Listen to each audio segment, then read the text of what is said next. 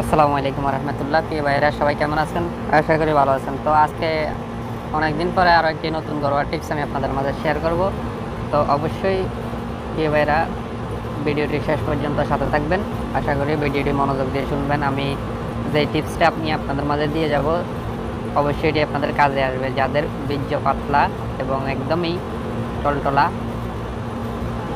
মানে একদম পানির মতো যে পাতলা বীর্যগুলো আছে এরকম বীর্য বের হয়, তাদের জন্য একদম পারফেক্ট কার্যকরী একটি টিপস আমি আপনাদের মাঝে শেয়ার করব। তো বন্ধুরা, ভিডিওটি শুরু করার আগে আপনাদের কাছে অনুরোধ, আপনারা যারা আমার চ্যানেলে নতুন ভিডিও দেখতেছেন তারা পূর্বের ভিডিওগুলো দেখে আসবেন। যদি ভালো লাগে, পছন্দ হয়, অবশ্যই চ্যানেলটি সাবস্ক্রাইব করে সাথে থাকবেন। আর অবশ্যই ভিডিওটি বন্ধুদের মাঝে শেয়ার করবেন, শেয়ার করতে ভুলবেন না, আর একটি লাইক দিয়ে যাবেন। তো যারা পাতলা বীর্য ঘন করতে চান এবং বীর্য ঘন করাতে কিছু উপকারিতা আছে আপনার, যেমন কিছু আপনি লাভবান হবেন।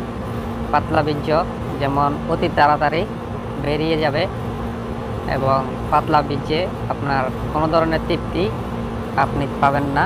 আপনার সঙ্গিনীও তেমন আপনার বীর্য যখন ভিতরে যাবে সেও আপনার থেকে কোনো ধরনের তেমন মজা পাবে না। তো আসলে অনেকেরই এরকম পাতলা বীর্য হয় তাদের কিছু শারীরিক সমস্যার কারণে।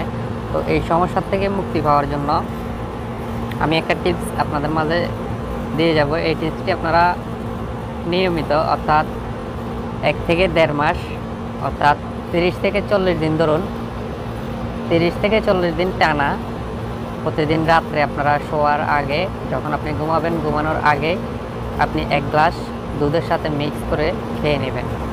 এটি হচ্ছে, আপনি প্রথমে খাঁটি গাভীর দুধ সংগ্রহ করবেন। খাঁটি গাভীর দুধে প্রচুর পরিমাণ ভিটামিন আছে, সেটি আপনারা ভালো করে জানেন। যাদের এই দুধ খাওয়ার অভ্যাস আছে তারাই জানেন দুধে কতটুকু আপনাকে এনার্জি বা শক্তিশালী করবে। তো তার সাথে লাগবে আপনার, আপনি গ্রামে বনে, গ্রাম অঞ্চলে যেসব আগাছা থাকে, আগাছার ভিতরে দেখবেন এক ধরনের যে শিমুল গাছ, শিমুল তুলা, যে তুলা গাছ বলে থাকে আমরা, তুলা গাছের যে সিজনারে যখন দেখবেন আপনি বনে বা পুকুরের পাড়ে, মাঠে, এরকম জায়গাতে শিমুল গাছের মূলটা, শিমুল গাছটা পাওয়া যায়, ছোট ছোট চারা। তো ওইখান থেকে শিমুল গাছটা আপনারা সংগ্রহ করবেন, তুলে নেবেন একদম গোড়ার থেকে শিকড় সহ। তো এর সাথে আপনি মাটির নিচে যে শিকড়টা আছে ওই শিকড়টা আপনারা ভালো করে ধুয়ে শুকিয়ে রাখবেন। শুকিয়ে রেখে এটাকে ব্লেন্ডার বা পাটাতে বা ছেঁচুনিতে দিয়ে ছেঁচে আপনারা এটাকে পাউডার করে নেবেন। তো প্রতি রাত্রে দুধের সাথে এক গ্লাস দুধের সাথে 1 চামচ পরিমাণ এই শিমুল গাছের পাউডারটা দিয়ে আপনারা প্রতি রাত্রে নিয়মিত খেয়ে দেখবেন। যদি না আপনাদের পরিবর্তন না হয়, যদি পাতলা বীর্য যদি গাঢ় না হয়, আপনারা আমাকে কমেন্ট করবেন। আপনারা যেই ধরনের বকাবকি করতে মন চায় আপনারা অবশ্যই বকাবকি করতে পারবেন। আমার পক্ষ থেকে কোনো আপনাদের কাছে দাবি নেই, আপনারা বকে যাবেন যদি না আপনাদের কাজ না হয়।